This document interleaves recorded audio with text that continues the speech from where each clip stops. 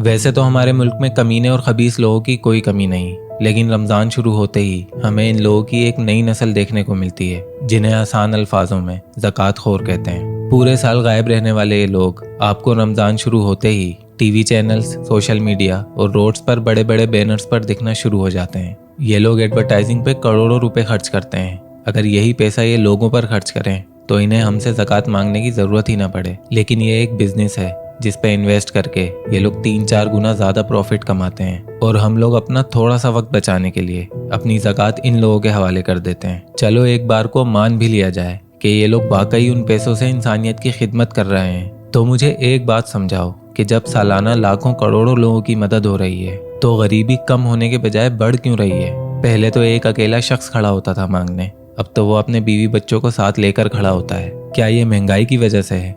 नहीं, इतनी तेजी से महंगाई नहीं बढ़ रही जितनी तेजी से लोगों के ज़मीर मर रहे हैं, जिनमें सबसे बड़ा रोल इन तंजीमों का है जिन्होंने ज़मीर मार दिया लोगों का। और मरा हुआ ज़मीर लेकर जब लोग कत्ल, डकैतियां और रेप करते फिर रहे होते हैं तो यही तंजीमें सिंपैथी लेने के लिए सीना पीटते हुए एम्बुलेंसेस लेकर सबसे पहले पहुंच रही होती हैं। और ये जो बड़े फखर से कह रहे होते हैं 10 लाख खानदानों की मदद, 20 लाख अफराद का दस्तरखान, कोई इंतहाई जाहिल ही होगा जो इन बातों को सुनकर फखर महसूस करेगा। आंखें खोलो, इन बातों का इनडायरेक्ट मतलब ये निकलता है कि हमारे मुल्क में सारे नंगे भूखे और निकम्मे लोग रहते हैं। और शायद ये सच भी हो, लेकिन जिस तरह ये अपने बैनर्स पर लोगों की बेचारगी दिखाकर अपने बिजनेस को प्रमोट करते हैं, क्या इसी तरह कभी मुल्क के हालात सुधरने पर ये लोग इतने ही फखर के साथ ये लिखना पसंद करेंगे कि अल्हम्दुलिल्लाह आज पूरे शहर में एक भी खानदान ऐसा नहीं बचा जिसे मदद की जरूरत हो?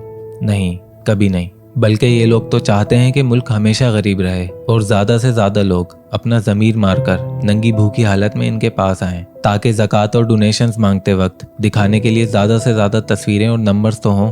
इनका काम तो हो जाता है, लेकिन मेरे भाइयों, जिसका ज़मीर और खुददारी मर जाए तो वो कब्रें खोद कर मुर्दों के साथ ज़ियादती करता फिरे या इंसानी गोश्त होटलों में बेचे, मदरसों में बच्चों को हवस का निशाना बनाए या सड़कों पर मोबाइल छीनता फिरे, क्या फ़र्क पड़ता है? ज़कात का सिस्टम बनाया ही इसलिए गया था कि आहिस्ता आहिस्ता गरीबी दूर हो और सब इक्वल हो जाएं। लेकिन जब हम ज़कात का सही इस्तेमाल नहीं करते तो हम और ज़्यादा धंसते चले जाते हैं। और हम में से कुछ बेवकूफ़ जो मुझे कमेंट्स में गालियां देने आएंगे, बड़े फ़ख्र से कह रहे होते हैं कि दुनिया में सबसे ज़्यादा ज़कात और खैरात पाकिस्तान में दी जाती है। लेकिन ये कोई फ़ख्र करने की बात नहीं, बल्कि डूब मरने का मकाम है, क्योंकि किसी भी मुल्क के लिए सबसे अच्छा वक्त तब होता है जब ज़कात और खैरात लेने वाला कोई ना बचे। आप किसी यूरोपियन कंट्री में तो रहते नहीं हैं कि आपको ज़कात इन तंजीमों को देना पड़े। घर से बाहर निकलें, आपको गरीब ही गरीब दिखाई देंगे। अपनी ज़कात अपने हाथ से किसी खुददार इंसान को इस नियत से दें कि अगले साल ये बंदा ज़कात लेने के बजाय ज़कात दे रहा हो, और बाकी के 11 महीने अपने से छोटे तबके का खून कम चूसें, तो शायद अगले साल उन्हें ज़कात लेने की ज़रूरत ही ना पड़े। और वो लोग जिन्हें इन तंजीमों की वजह से मांग कर या छीन कर खाने की आदत पड़ चुकी है, उनको मैं एक ही बात कहूँगा कि जिल्लत से मिले खाने से बेहतर इज्जत की मौत है। अगर तुम माशरे को कोई फ़ायदा नहीं पहुंचा रहे तो तुम इस दुनिया पे एक बोझ के अलावा और कुछ भी नहीं।